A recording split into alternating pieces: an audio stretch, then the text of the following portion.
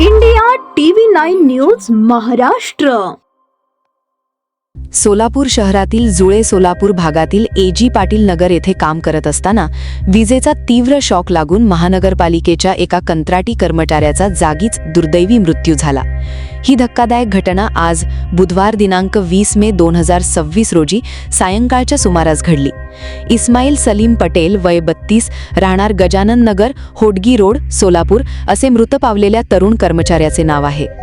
मिळालेल्या प्राथमिक माहितीनुसार इस्माईल पटेल हे सोलापूर महानगरपालिकेत कंत्राटी कर्मचारी म्हणून कार्यरत होते. आज सायंकाळी ते एजी पाटील नगर परिसरात आपले शासकीय कर्तव्य बजावत असताना अचानक त्यांना विजेचा तीव्र झटका शॉक लागला. शॉक इतका भीषण होता की ते जागेवरच बेशुद्ध पडले. या घटनेनंतर परिसरातील नागरिक आणि सहकाऱ्यांनी तातडीने धाव घेत त्यांना सोलापूरच्या श्री छत्रपती शिवाजी महाराज सर्वोपचार रुग्णालय म्हणजेच सिव्हिल हॉस्पिटलमध्ये दाखल केले. मात्र डॉक्टरांनी उपचारपूर्वीच मृत घोषित केले. इस्माईल यांच्या अकाली आणि दुर्दैवी निधनाची बातमी समजताच सिव्हिल हॉस्पिटल परिसरात त्यांच्या नातेवाईकांनी आणि मित्रांनी एकच गर्दी केली होती. अचानक घडलेल्या या वज्राघातामुळे मृतकाच्या कुटुंबावर दुःखाचा डोंगर कोसळला आहे. मृत इस्माईल पटेल यांच्या पश्चात आई वडील आणि 3 बहिणी असा परिवार आहे. कुटुंबातील कर्ता तरुण मुलगा गमावल्यामुळे गजानन नगर परिसरात हळहळ व्यक्त केली जात आहे.